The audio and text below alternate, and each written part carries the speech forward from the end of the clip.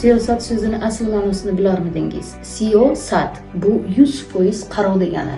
Fors tilida siyosat qarorning ichida bu baxtsizlik, kasalliklar, yovuzliklar mujassam bo'ladi. Aynan shuni ichida qora kiyim ham kiyishni tavsiya qilmayman. Odamlar hozir ko'p qora kiyinadi.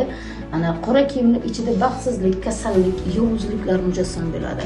U ana shuni har bir insonning toza energiyasini, sog'lom odamni ham qora kiyim yopib o'tirgan bo'ladi va bu energiyalar aylanib buzadi.